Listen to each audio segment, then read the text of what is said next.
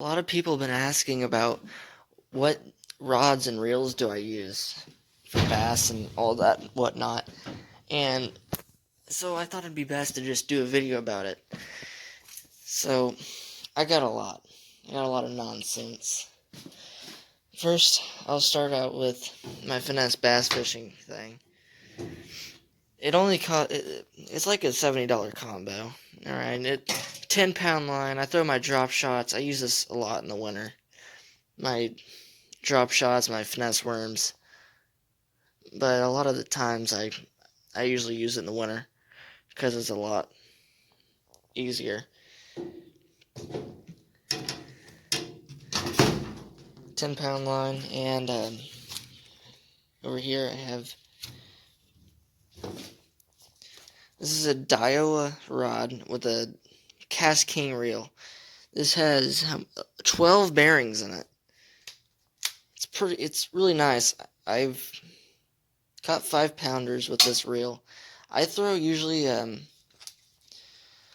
pretty much the same thing with my finesse spinning rod because of how light action this rod is and how fast this reels in.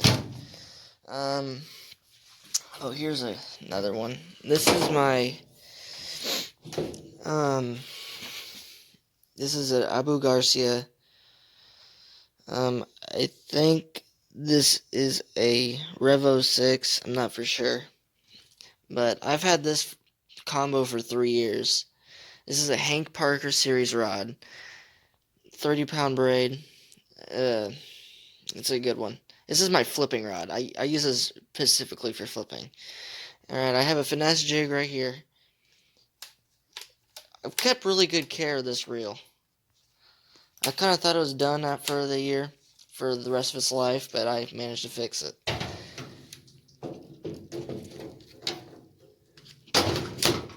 And I'll get into that in a second. Here's my most expensive rod. This is about a $200 rod. This is the Phantom John Beesrog, the Rig Series, with the Lose Tournament Series reel. Now this reel is about $200 too, so it's about I don't know how much the reel is, probably like $250. So it's about a $450, $500 combo here. I usually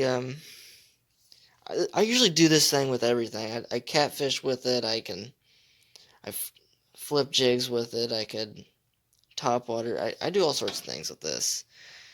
So that's pretty much my do everything setup there.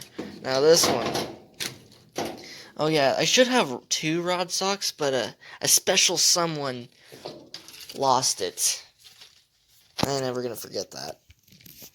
Alright, so there we go. This is my Lunkers TV Signature Series Defender rod. Now it's about 7'4" rod, extra heavy. Now I flip and cover with this. It can go into it. It's strong enough to bring them out. This jig here is a piece of junk. I just cast flipping with it. This reel, I bet none of you know what it is. I don't even know what it is. A Victory. What?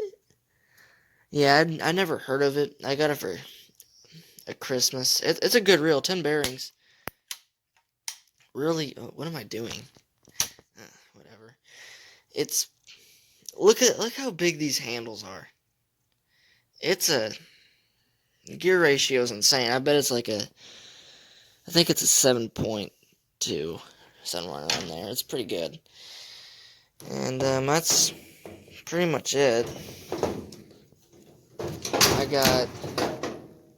I got all sorts of stuff inside. I got extra reels inside. Here's my tackle boxes. Now this is my bass fishing stuff. Oh god, this is my soft plastics. I still have to organize all this nonsense. I don't want to do it at all. I got my Alabama rigs in here. I still got to put stuff on that. I got my spinner baits here. I put extra trailers in there. this is how I have a cabinet in here. This is how I'm gonna organize my stuff. Trailer hooks there. I got chartreuse spinnerbaits there. Small spinnerbaits there. Red spinnerbaits, black and blue, and white. And I got, these are my hooks box. It's nothing special, but I'll show you anyways. It has all my hooks, 3/0, 4/0. Here's my chatter, but no, never mind. These are my rattle traps. My jerk baits, fly stuff. All my jigs. You can never have not enough jigs. Chatterbaits.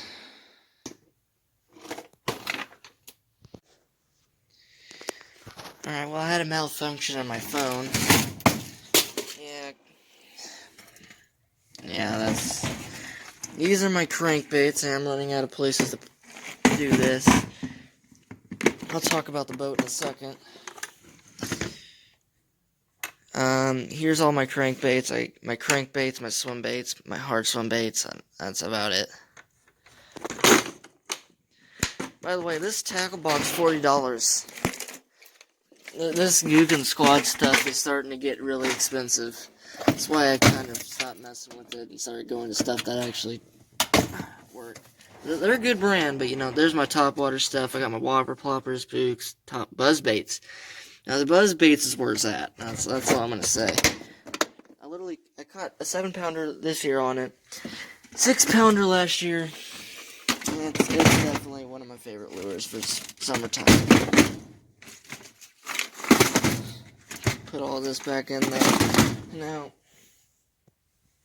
yep, that. Put it like that.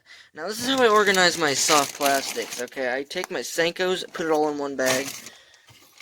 Get my curly tail worms, put it all in one bag. My creature baits, my finesse worms. That's how I do that. I just started to do that this year. And there's my turtles. And this thing's real fun to do that with. Alright, well now.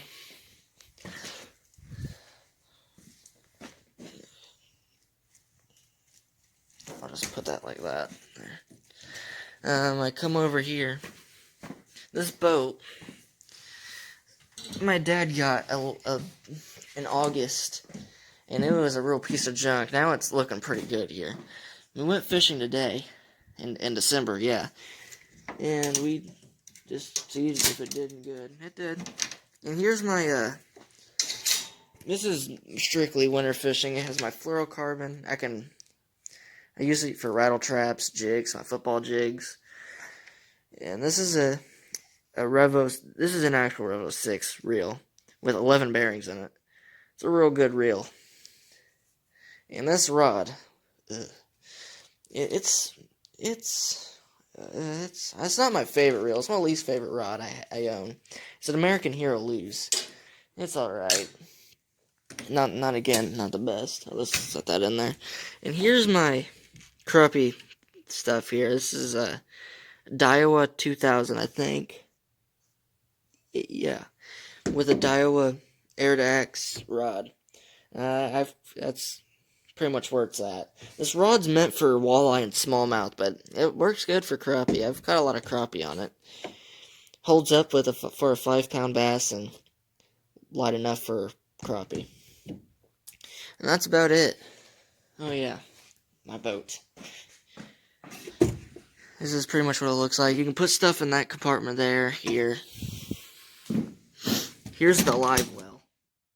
We literally took a cooler and stuck it in there and put silicone all around it. I'll get it in it for y'all. And yeah, our garage is disgusting. So you can put stuff in here. Put stuff in here. This is where we put our life jackets and anchors and whatnot. This is where I put my lures at. Right in there. And then you can put your soft plastics in there. And this is an electric trolling motor. I've never used it. It came with the boat. And you got this little cape. And that's pretty much going to wrap it up. I think that's all I got to talk about. Yep. I guess that's about all I don't know what else I'm going to do in the future. Maybe